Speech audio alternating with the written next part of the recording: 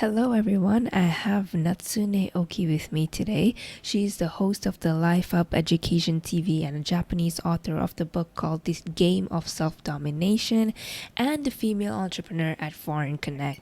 Hey Natsune, how are you doing today? I'm doing great. Thank you so much for having me today. Thank you so much for joining me. How have you been? How's your 2021 been? It's been good. Since 2021, I actually launched like a couple of new projects with Foreign Connect. So I've been kind of busy with that. But other than that, life is good. How are you? How's your 2021 been? That's great. Yes, like you mentioned, starting a lot of new things, and it's been a good year. Definitely a year that's been moving rather than 2020, so that's a good start. Yeah. And you are doing so many wonderful things. But before we get into that, for the listeners who are listening to this episode right now, can you just share a little bit about yourself, your background, what you do, where you come from, and all of that? Yeah, of course. I'll be happy to. So my name is Natsune Oki. And as you introduced me, I'm a host at the Life Up Education TV. And also within the same domain, I have the book. Actually, I have it here, so I'm going to show it to you. It's called The Game of Self-Domination. And I also have a Tokyo agency called Foreign Connect, which helps Japanese companies launching businesses in America and just abroad in general. Where should I start? Like how I started, or Yeah, sure. I mean, it's gonna probably take up the whole podcast, basically. Yeah, I was born and raised in Japan. I um, so I was born and raised in Japan. I went to America after finished high school here. In high school, I was basically labeled as like a loser, and later I found out that that was because like I was so different, right? When I first went to America, like it literally felt like I was coming home instead of like going a foreign country, where like finally I was able to express who I am. It's okay for you to be a different person than anyone else. Be individual, like individualistic is okay in America, whereas Japan it's not so much. Like especially if you grew up in a like a very countryside of the countryside of Japan, like, it's completely like different environment. So that's where like I was accustomed to. So that happened, and then basically that environment really excelled who I am and exposed who I am. And while I was studying, I decided to take some time off. And as you can probably tell, like I have always took this like very courageous path. Like I was the only one student out of all my high school who went to abroad, like after graduation to for example, right? And I didn't speak any English at the time, like whatsoever. I just thought like let's just make a decision and let's figure out later, and that's my like a natural behavior since I was very young. So the same behavior, like I decided to. Just to give you more perspective, like I was an international student, I didn't even speak good English, I didn't even have a complete degree, but I decided to actually get out, take some time off from school, which no one I knew did, international students I knew did. And then decided to work in the environment where I could meet a lot of like entrepreneurs and in a tech space, entrepreneurs and investors. And then there I met two things. One thing is my passion, my realization for like my attraction toward entrepreneurship. And then the second thing I met was macro perspective of what I want to leave behind, like what kind of footprint I want to leave behind. Because these leaders were really excited about the impact they can actually make with the technology. They were like, of course, if you're in business, like you think about money, right?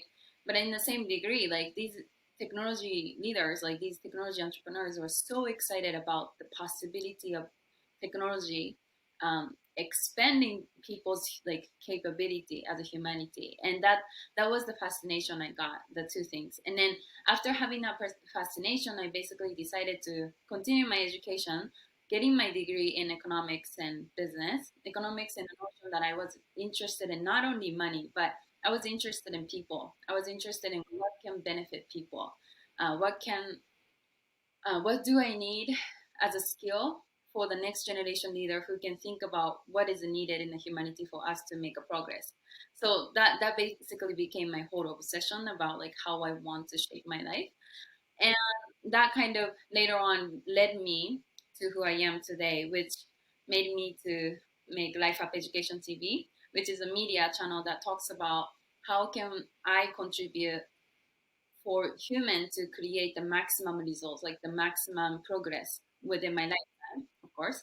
But and then I talk about that from the perspective of art and science. Art in a sense that everything has to start from like emotion, right? Like has to start from like very humanly subjective emotion. So I talk about that, and things around that unlocks that emotion. Some people have that emotion, but maybe some people are not courageous enough because they care too much about fear of failure, fear of judgment, like things like this. So I talk about that a lot heavily. And also, I talk about science in a sense that we also talk about processes because here's an interesting thought I had.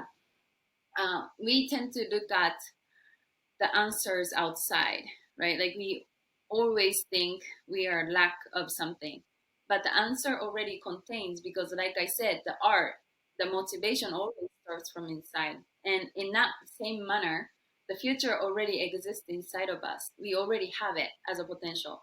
And science, why do we need science? Science is the knowledges and the data that makes us smarter to shape more complicated, sophisticated interest of art, interest of ambition. So our imagination against the future, combining with the science, the ability of science, makes that itself makes it more interesting, more sophisticated, more um, yeah, more innovative, like things like this. So I'm not completely ignoring the importance of science here, right? Like although I'm a very emotional person and I draw by emotion art more, and relate to human and everything like that, I also understand the importance of both aspects. Like both are needed, for us to shape the future, the best future we want. So that's why in Life Up Education TV, we talk very heavily about the art part, the subjective art part, but also the science part, in a sense that we address the process of how we are getting there, how we are getting to the ambition of art that we have. And I think I've been speaking a lot, but and then I have the book. I'm just kind of like, before, but I have a book, and then I have today I have the agency Foreign Connect, which just it makes sense for me to have that kind of business model. Yeah. That's an amazing perspective that you have. And I want, before going into the whole Japanese perspective and the Western perspective, so you mentioned that you moved to America and it was a completely different experience for you because you were in a completely like Asian culture and Western culture. Those are completely two different aspects. And you mentioned that you didn't even know how to speak English. How did you find that when you first went into America? How was your initial experience? Like what did you struggle with? I think, like I said, it didn't feel like I was struggling or suffering. More so that I felt I was so welcome. Like I felt like I was finally coming home. Like I was coming back to where I belong. I think in micro I did suffer a little bit maybe, but it was more like exciting suffering, um, because I was facing unknown, right? And I guess the suffer time I would still bring up probably like the really hard suffer was later. That comes later. Like when I was trying to job hunt, like I told you, that was really tough because, like I said, like I felt like I there was like it didn't make sense for any companies to hire me because first of all I didn't have the work visa. Um, well, I did like for but temporarily. So it just doesn't make sense for companies to invest in such a human resource, and I didn't speak good English. Like I didn't even have the degree. Like I basically didn't have nothing, but I had to like hustle my way to like get into the industry. So that time I think I suffered a way more. That's more because like it was really, and then you also have to consider like you're experiencing this as a teenager. Like I wasn't even like after 20, so this is very like hard thing to do, right? Like, for like such an immature person in another country, like in a foreign country. So that's yeah, just to put it in perspective. But yeah, that's the only time I can kind of think that it was really hard for me. And finally, when I was able to find someone to be employed, um, that company was shit. Like one of the company I worked for, like it was such a shit show. Like it was like really small company, and actually it's a different time frame, but I finally found an agency that I could work, and it was owned by Italian. And no hate against that owner, but so this company was like a media company, right? And the owner was so emotional. Like he didn't have that like science part, the logic part. Like he was so emotional, which makes sense. I mean, for someone who is emotional like that, like creative like that, he should have the kind of business he should like he is having. But in the same degree, he just didn't have the emotional intelligence nor the logical thinking to manage the business. So he did have skill, but he didn't have the managing skill, emotional intelligence, like I said. So it just really, the whole thing turned out such a shit show. And the owner was really brutal to me. And also the fact that I wasn't able to like really fully communicate with him in that dynamic. I was being very nice Japanese person who's never rude. Really allow him to be dick to me. Like he was so brutal. So yeah, that time I would always like bring it out, but at the same time, like I learned something from it. Like I learned how tough that is, like to run a business, because I was looking at it not from the employee perspective. I was looking at it and analyzing him as an owner, because that's the destination I was like, I I, I knew that I was gonna have, right? So I learned something from it, and now I can use that also in my own like experience. So no, it's good. It's all good. I agree with you. Even though like we go through like such bad experiences, at the end of the day, there's something that we can always learn. Yeah. And even though it might seem hard, like when you're at that moment, because you're going through it, you're like, oh, what can I possibly learn from this? But then when you look back at the experiences that you had, you're like, okay, even though, I suffered so much and it was literally the horrible thing, but then at least I picked up something and, I grew as a person. So I really love your perspective on that. And going back to the Japanese Yeah. culture and how it limited you in certain ways, I want to know what kind of limitation you faced in the Japanese culture rather than like, what you felt, free to express in the Western culture. Mm. I think when it comes to that, I think the first thing that comes to my head right now, just authentically, is the humility. I have a humility. Now I understand, because I was brought up in a Japanese culture. Like I understand how to use it, how to use the narration of Japanese side to be my advantage. Before I didn't understand it. So basically, this is what happened. In Japan, the way we approach humility is basically to say, so this is how it works. So basically, the way we approach humility in Japan is to say, like, you're nobody. Therefore, you shouldn't even try because you're nobody. You're not never gonna get anywhere. Like that's the approach that we have in Japan, right? Like people make fun of you.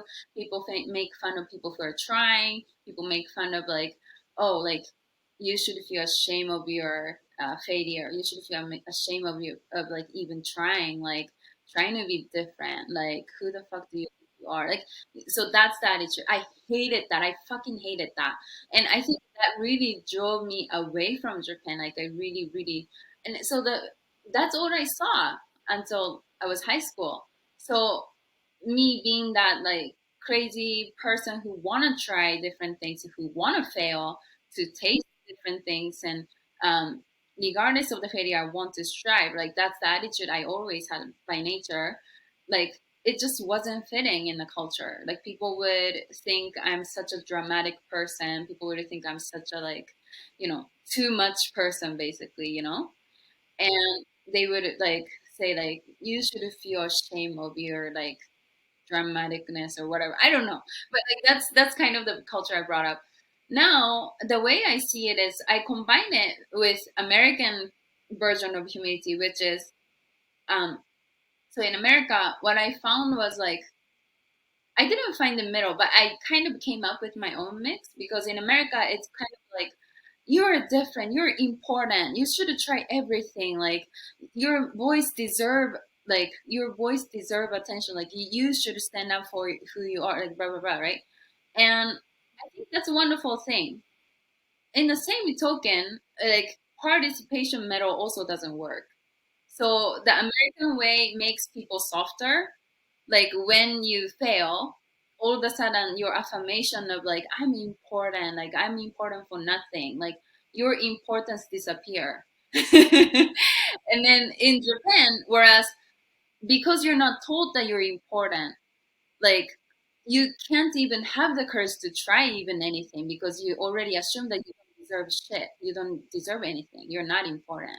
So what we need to have is actually in the middle, which is to say, fuck, I'm not important. I don't mean shit. I don't mean anything. Um, what does that mean? It means that it's not therefore I shouldn't try. It means that because of that, I need to work hard to deserve something. Because the same thing applies to every fucking like person in this world. Like it's not only you are not important. I'm talking about like study is not important, the John is not important, like Jack is not important. Like everyone knows the same thing. And like it should be the merit base instead of participation medal because if I say like, you're important, she's important, or let's say that hold on, this is a better example. If I say you're blonde and I'm blonde, Jack is blonde. No, we're not blondes. Like so like the same thing. Like that's like positivity, but that's not practical. People can easily say like, no, that's bullshit, and then they actually go to the extreme of the other direction, right? Like they actually start being like more cynical because they started from that like a bullshit place versus like I can say you're not blonde, he's not blonde. Okay, let's dye our hair to be blonde. Like merit based. Like if you actually cause an action to create the consequence, then you deserve whatever you want, right? So the same thing in life. Like this is a very simple example, but same thing applies to life. Like I think if you want to deserve something, you have to work for it. You have to earn it. You have to do something that results in having that benefit of whatever you want. I 100% agree with that because when we often think like there's a lot of things in social media, that's a good thing about social media is that we get to see different perspectives. In a certain way, it's good because we get to see that what's happening all around the world as well as how we can how different perspectives are there, and we get to broaden our mindset, which that's a good thing. But at the same time, there's so much out there. If you want to do something, then you have to be putting everything into it to even be seen out there. So if you're using your voice to do something, then you have to put like 100% of your effort, and like you have to put in so much. You need to dedicate your time and be consistent and do all of that to actually be seen as someone. And so I agree with you in terms of like, yes, everyone does have something like, you do, everybody has a voice and they can use it, they can do whatever with it. But at the same time, it's not that you're super special in terms of like, you'll be seen out there. You need to put in the effort to be seen out there.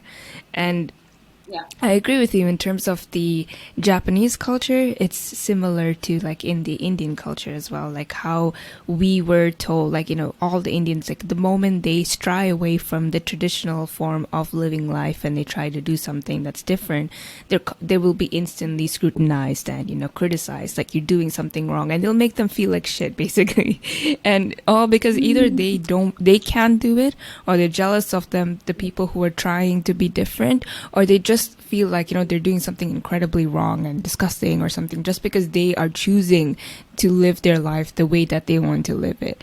And that's what I find incredible, that you are now using what you learned in your Japanese culture and what you picked up from the Western culture, and you're combining both of them together. And I want to hear about how you're doing that and which aspects you're picking up on. I mean, the biggest take for me is definitely that, like, because I have this humility, ability to understand that I'm not no one, but like not in a cynical way. Like I understand it more as a practical way. Like I feel like it gives me thick skin. It allows me to have the thick skin. Like people can tell me negative things or positive things. For example, we're talking about social media now. Um, People can tell me both negative or positive. I don't get affected by neither because I understand that I don't mean anything. People can say I'm ugly. People can say I'm shit. My content sucks. Or people can say, "Wow, you're so amazing. You're so smart." Whatever.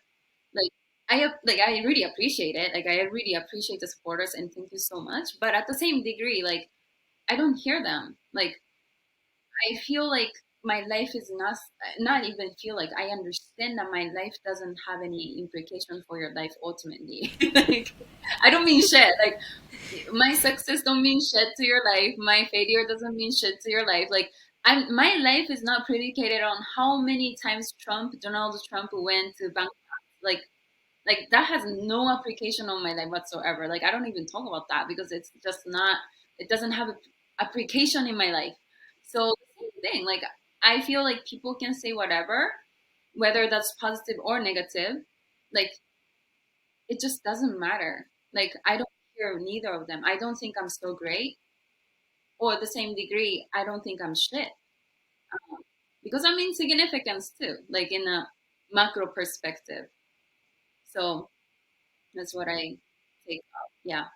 I think that's a really good mix because it will help you stay humble as well as to grow yourself, but not to stop you from, thinking that you're no one, but to still keep growing, but while staying humble. I don't know who said this, but someone really said that, when you get negative comments and you get positive comments, you don't let that go into your head instantly. Because, praise is something that people really enjoy as well. But when we get praised a lot in our life and then we get some criticism, it's like the world is ending because, all we focused on is the praise and, oh my God, I'm getting criticized. So that's one thing that's a good perspective to have, is to have it balanced. Listen, like have a good, okay, praise is good, like getting good comments and all of that is a good thing. But at the same time, don't let it get it too much to your head. Right. So that it will help you stay level-headed in a way. Right. And it's just that like your worth is not predicated on how much praise you're getting, nor the negative praise you're getting. Like it's all about perception, and it's so subjective. Like the feedback you're getting is not science. It's not black and white. It's so subjective because you can show like you can show the same content coming from same person to person A versus person B. Like you can get completely different feedback. So which one should you believe? So you don't have to predicate how well you think of yourself, depending on what kind of feedback you're getting in the end of the day. It's so subjective. I mean, like, I can tell you one more thing. Like, do you know this campaign that went like super viral, who that collected like millions of views, which basically they did some sort of like awareness campaign with an egg. Like, literally, I'm talking about like an egg. And then on Instagram post, like, there's an egg. Oh, right. Yes. Yes. Like, that went super Yeah. fucking Yeah. viral, right? Like so there's no like it's so subjective. Like Picasso, like all these people, like it's just so subjective. So you don't have to get too high, you don't have to get too low, depending on whatever the people say. And in once again, in macro, your failure or your success doesn't make you any more valuable or less valuable. You know? And you're right, everything is subjective in a way that it really depends on if that specific person has your interests or aligns with your views. So I personally feel like you can find a group of people with your interests and your views anywhere. You just have to find that group of people. And there's always going to be a group of people who will disagree with you because, they have a different perspective. But that shouldn't let you stop you from being you and, continuing what you want to pursue. Yeah. So that's something that people need to realize that there's always, nobody's going to all agree with you. Not everyone's going to agree with you. Right. And not everybody's going to come and support you. Right. There's good and bad people, and there's people with different perspective, and that's not a bad thing. It's okay to have different views than people. I mean, otherwise, if you think about it, business can't exist. I mean, it's called product and market fit. Done. Like, that's it. Exactly. And there's always, like you mentioned, there's a market for everything, and there's a market for specific audiences, because that's how the world works. Let me tell you one more thing, okay? In Japan, we have this vending machine that sells used underwear. Okay, there we go. Everything's a market. Let's go. Yes. There is a market for everything. And coming along the lines of that, one thing that people often, they stress about is FOMO, and you talked about that a lot on your show as well. And I want to know your perspective on FOMO, because basically, there's so many things like with social media and people living their lives and everything. We often tend to focus on what people are doing rather than what we are doing with our lives, and we start comparing, what am I doing, what is she doing, oh my god, I'm not doing what she's doing, am I behind? It's like a normal thing, that it's a human nature sort of thing. But what is exactly FOMO, and how can we kind of get past it and focus on our lives? I think the first thing we definitely need to address is, once again, the merit based versus like participation medal. I think the reason people can form FOMO is because they think that they're entitled to claim something without doing the thing that it takes for them to have whatever the result that they want. Um, that being said, what do I mean by this? I mean that whatever you don't have, you don't deserve. Period. Like, I think you're exactly where you should be in life, you know? Like, you can wish that something was happening, but if it's not happening, you can either dwell on that, complain about it, and bitch about why it's not happening, or you can realize that you don't have it and you can go work, which latter actually give you a chance, actual chance having it. And I kind of apply the same thing for haters too. Like, when you get jealous of someone, like some people even go farther to spit venom on the people they're jealous of, right? Like, that's a lot of time like haters are like for. Like, they find someone that they feel a little like, why is she getting all the attention, or why is he getting all the attention? He's not that cute. He's not that good looking. I'm better looking. Why am I not getting? Are you posting? Like, let's start there, right?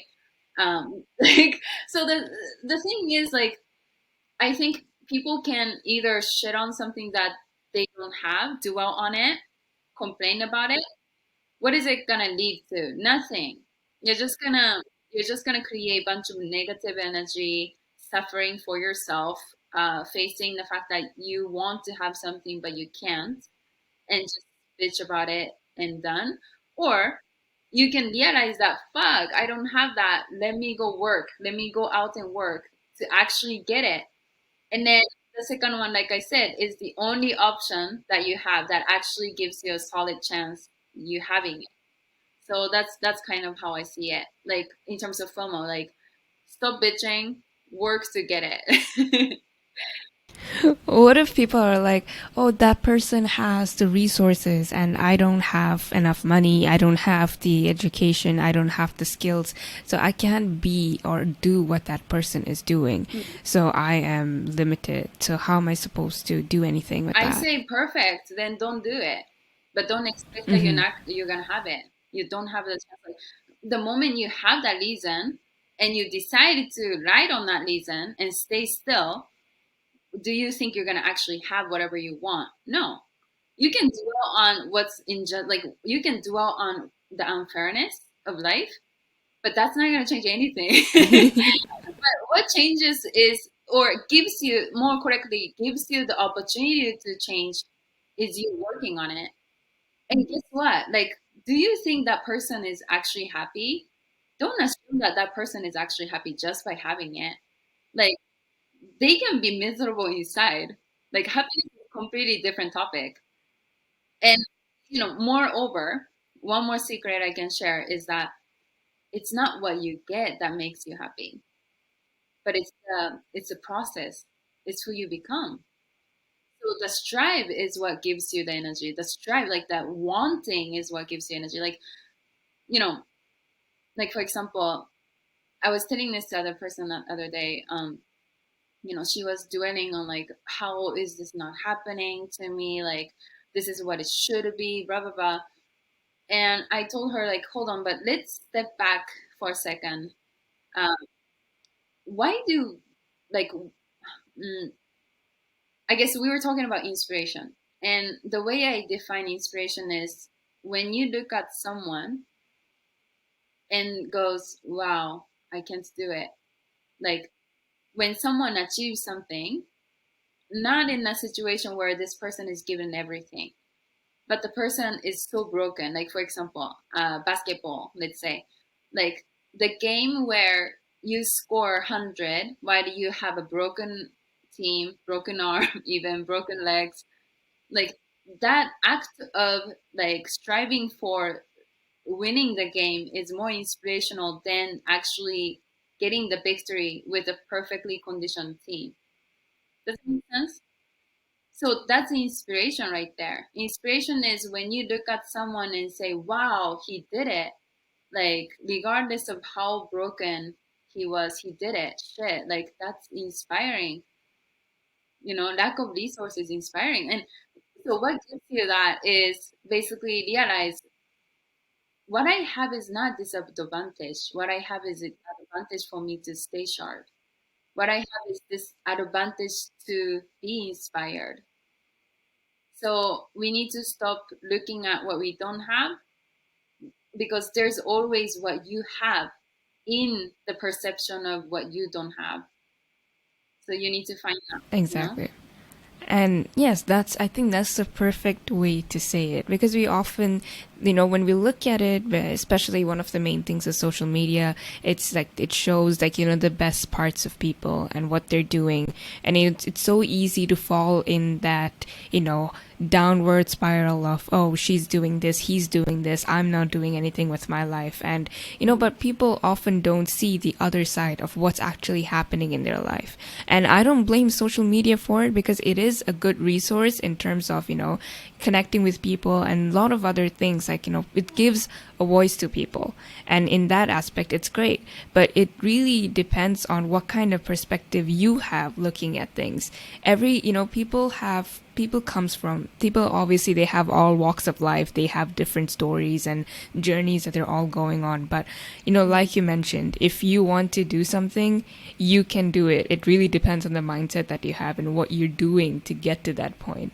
And I guess like a lot of people, they don't realize that. It's so easy to blame things like the environment that we're in, or money, or a lot of different things, but rather put in the effort to actually start what we want to do. And Right. in that way, it's so easy to fall down that spiral of victim blaming and be like, oh, I people are doing this to me, but I'm not, that's why I'm not achieving in life. But what are you not doing? Exactly.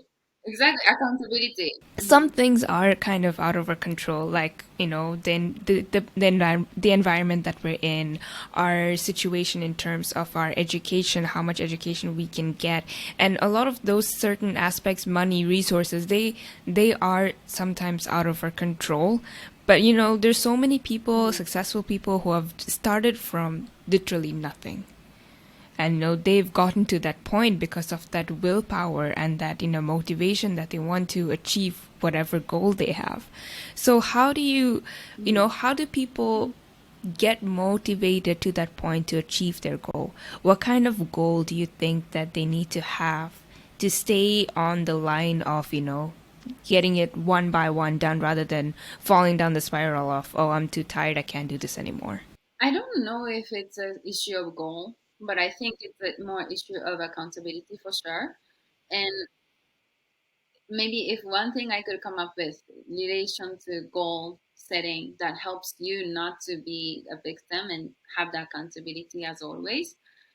Pursuing the goal is probably the goal that you are so crazy about, like the goal that aligns completely 100%, 1000% aligned with your self-awareness.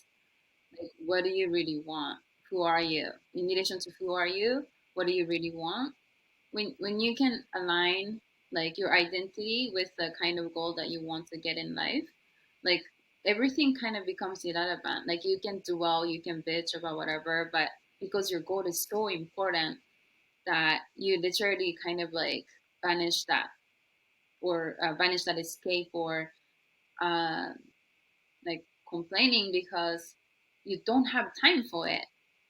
Like when you want something so badly enough, like you realize yourself that like fuck, like I can do well, but that's not gonna save me any time. That's gonna only make me slower to go after what I want. I think that's what it comes down to, is knowing what you want, pursuing what you want that aligns with who you are. So you wanna find something that you want from your soul. And there are a lot of young people listening who still haven't figured out what they want to do with their lives. People who are still in high school or even younger than that, and they feel like there's so many. I mean, obviously, when we were younger as well, that you want to do, and there are even older people who don't know what they still want to do. So, how do they get to the point of knowing what they actually want to do with their lives? Oh, this is difficult for me to give. I think definitely you need to do many things. Like without doing it, your insight is so shallow that you can gain doubts into what you believe you want. But when you actually experience everything and decide, your doubts don't really occur, in my experience, my own experience, because you at least tasted it. Even like simulation, you don't have to go like as extreme or the farther as what you actually wish. But like if you can create a little bit of like experiment or simulation of what you think you want, maybe that can kind of give you a more like practical, more experience based feeling. Choose a goal that excites you for failing instead of excites you for succeeding. Like pick a goal that excites you when you think about failing at it. So you can experience different activities at failing something versus like succeeding at something, right? Like a lot of people think about the benefit of whatever you achieve. But for example, let's give you a more specific example. You want big house. Let's say you want a like $1 trillion house. You want to live in a big $1 trillion house. Good. Why? Because you can show it off to your friends. You can have your parents over. You can lay on the beach. I mean, not the beach, by the pool, whatever. Right? Like you have all these reasons. So should that be goal? No, because let's talk about the utility bill. Let's talk about all the maintenance costs you have to pay. Let's talk about like I don't know what, like all the things that comes with like actually owning the house. And then I think the same thing for your goal, like life goal too. Like people often think about, oh, if I be famous, for example, if I be famous, I would have like, fancy, like, brand deals. I would always have like free products. I would always like blah, blah, blah. Right. But let's talk about having to face judgment. Let's talk about people constantly judging you for you being who you are. Let's talk about like, so, there's a bunch of like poisons, or there's a bunch of like cons you have to face for you to be in that position. And when I talk about goal aligning of who you are, a little bit of like spiritual journey, but I use this term to describe this, like what I'm talking in my book. I call it identity circle, and also I talk about it in a relation to happiness, which I define it as virtue activity of the soul. So choose poison, the choose um, the cons of whatever the goal you're up to, that's aligned the most with what kind of challenge you want to face with your life. Does it make sense? Yes, that does. And you mentioned, doing something and, for something as failure. When a lot of people, okay, for those people who do want to, get a certain job, is that goal that they set for themselves, or they applied for this job that they really wanted because they want to work with this company, with the CEO, with this group of people who have great perspective, but then they didn't get the job. That all of those rejections and failures can be difficult to come past, because once you set your mind that you really want something or you want to achieve something, it can be Yeah. difficult to get past that and move on again. So how can people face rejection and still keep going forward and trying different things? Right. I might come across very harsh, but it means that you don't deserve it. And what I mean is like merit versus participation medal. Recently, a friend of mine, this story kind of made me remember of this story. A friend of mine came to me. She's very young in the workforce. She has this coworker, and basically he's like way older than her, but they both hold the same position basically. And because this guy, man, is very much older than her, which is like a big thing in Japanese working culture, this guy is like so entitled. Like this guy has a big mouth. Although he's not, he doesn't do the job as seriously as my friend. So she was telling like, how should I deal with him? And I told her, do not worry about what you gain. Sorry, do not worry about what he gains or what you lose in this situation. The final judger here is not you, nor him, or your boss. It's the market in the long term. I'm talking about in the long term. What I mean is that, like, don't worry about what you lose or what the company gains, or in this scenario, what you lose and what the coworker gains in this very like snapshot, because the market adjusts. Like it's a free market out here, which means that if you deserve something, you get it. If you don't, you don't get it. And which means that stop focusing on the snapshot. Like if you deserve something over time, you're gonna get to it. Like you're gonna get it because it's adjusted market constantly. So in this picture, regardless of how much you wish for him to lose, like it doesn't matter. The market will take care of him. Like if he keeps being the way he is, no company want to hire him. Like in the future, like he's not gonna have promotion. Like it's not your job to adjust the situation. It's the market's job. Does it make sense? So what does that have as an implication for people, right? Like for the person who has such a concern, is that you kind of stop worrying about it, and then you like you decided that like this is so meaningless. Like it means that I didn't deserve it, but it doesn't mean that I don't worth anything. Like I said, like we talked about like the feedback, right? Like the same thing. Like sometimes it's also subjective too. Like it's also depending on the luck. um like sometimes you just that like didn't have the luck, right? But in the same token, like you have all these leads, and in the same token, it just doesn't have any value in worrying about it, because over time, if you keep trying in this case, you're gonna get it eventually. Like if you apply for like 800, like 1,000 companies, like you're gonna get it. Like it's subjective once again, right? So that's also should be counted on that merit versus like participation medal. Where are you gonna just do one thing and dwell on the results, or are you gonna be variable in the market where your persistence counts, your work ethic counts, your dedication counts as a human resource, and keep applying until you get it. Like it just doesn't have any value if you choose the first one. Like it doesn't make you anything.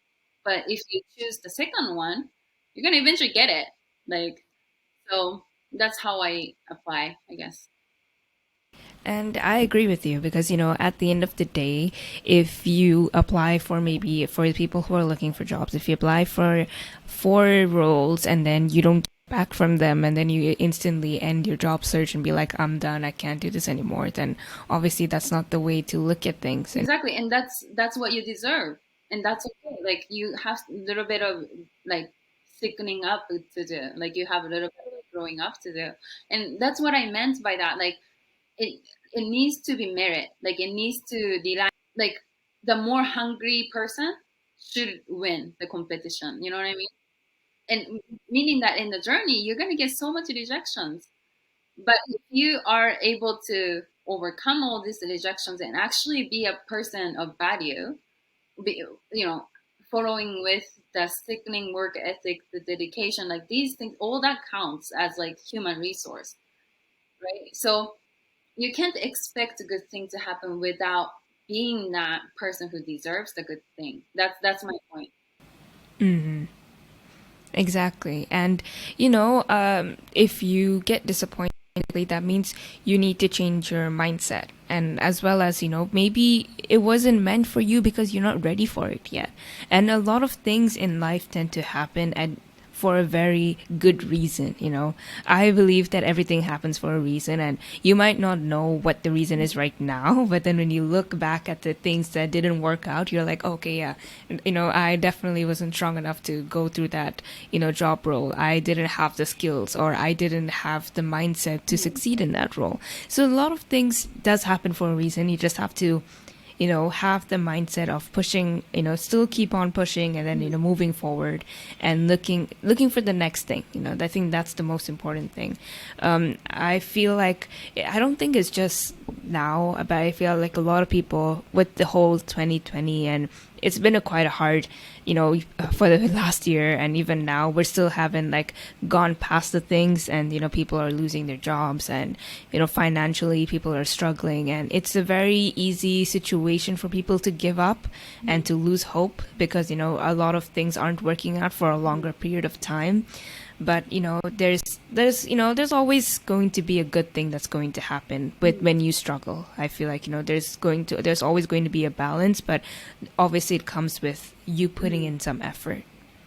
And you're doing a lot of amazing things. You're entrepreneur, which is, I know, it takes a lot of work. And since it was Women's International Day a few days ago, I want to know your perspective on women in business. And that is something that isn't talked about a lot. And people always tend to not give, especially companies, they don't give women leadership roles because there's this whole stigma against women in leadership, thinking that women are too emotional, which isn't true. And I think an aspect of emotion. Right. So I think as far as mindset goes, when we talk about mindset is whole like its own topic. It has nothing to do with facts sometimes. Mindset has to do with perception, your willingness, like your willingness to see the situation better than it is, right? So that's mindset. The reality, I wouldn't even call it reality, but like sometimes injustices happen. In those times, what people need is mindset because you can let it consume you, or you can decide to take ownership of the situation regardless of the hardship. You're going to decide to pass that situation. And then I kind of apply the same thinking here in terms of mindset because I can do well on like how this is unfair, how this is not happening for women, whatever. But if I see that as my excuse, like the market is scarier. Like it's not even about like, this is why I'm not successful. Like no, like that's not what you are up for. Like the market doesn't care if you're a woman. Like if you're not successful, you're not gonna be successful. Like so that's the mentality I try to apply. Like when I want to like have some sort of excuse, whether that's being that like I'm being a woman, I don't speak English, blah blah blah. Like I can't have that as my excuse. Like, if I have that excuse, I'm never gonna try. So that's kind of the mindset I apply. And that being said, I also I guess I another perspective I want to bring is like self-awareness, and that can apply for like different things. And women, okay, so we talked about like women being more emotional, right? Yes, I think there's a generalization to that, definitely. And I'm no scientist nor like someone expert who actually understand the gene level or like the species level, right? Like I have no fucking idea. But if it is true, let's say let's just assume for a second. If it's true, why is it bad? Because like innovation and diversification is what like these are the exact points that allow humanity to progress, make a progress, right? So like you should include that in a leadership role. So that's basically that's what I think. Being emotional even isn't a bad thing, and that's okay. Even though society has made it seem like showing emotions or, like you mentioned at the beginning, being dramatic is a bad thing, but it isn't. Everybody's personalities, and we all show how we feel, and our moods are different, and that's okay. We are all different, and that's perfectly fine. And before, yeah. I want to add one more thing. Like, I think about that a lot too. Like, even that whoever's like putting that oppression, like that person is being emotional right there. Like, you're taking your own medicine because you're doing that out of your needs to feel more important. Like, let's say you're a science person, right? Like you say, science is more important. Like, art is not important. Being emotional is bad. Being logical is what works. Why are you doing that? Because you want to feel you're more important by saying that because you're a logical person. Like you're taking your own medicine like right there. Like it's so funny how it's just a human nature. Like we all want to feel we're important. And by doing that, in the act of doing so, people like it already happened in the past so many times, right? Like we cause war to prove that we're better than the other party, and that's completely emotional. So it's so funny, like how sometimes human are so like we're so ignorant. We don't know anything. Like we haven't figured anything out. We're so ignorant. We're so stupid. But some of us, I mean, I'm definitely guilty of that too sometimes. So like we like to feel that we figured out something. We like to feel that we know something. Why? Because we want to feel important. But in reality, I guess we are kind of flexing on in a very small bubbled world. Like universally speaking, like we don't know shit today, right? Like glass full of water. You have a glass full of water, which, by the way, right now this is not water. You have a glass full of water. Today we have gravity set up in this earth in the condition that the water will spill if it goes this way, right? So that became our common sense. And today no one questioned that because we learn it, like we know it as a fact. What if from tomorrow, I'm just expanding on this story to give you perspective, but what if from tomorrow, some reason, the gravity doesn't work in the way we are accustomed to? The gravity doesn't work in the way we know how tomorrow, right? For some reason. Then all of a sudden, water will not spill when you place it like this, right? Then what do you do? Like, so, like, it's so, it's so like idea kind of like it sounds very like um, not practical when you put it that way. But I give you another crazy example. Like I forgot how many billion years ago, but probably something like 600. Sorry, I don't know the exact figure, but let's say like 600 billion years ago, the Earth, like it didn't even have the oxygen that we have today, which means that like what we are accustomed to today, the atmosphere, the how the compound works and how we are able to exist today, it wasn't a fact like that many years ago, like a billion years ago. And these small bacteria basically created the oxygen so that over time, like the earth became an environment where people can exist today, right? But so my point is that like it took like trillion years for the whole environment to change. Like if we take the earth, sorry, if we take the air as an example, um, meaning that it might happen in the future. Maybe gravity somehow wouldn't work in trillion years later of this earth. Maybe the gravity will look something different. Like when you put it in that kind of like a time span of the spectrum, like it's not impossible.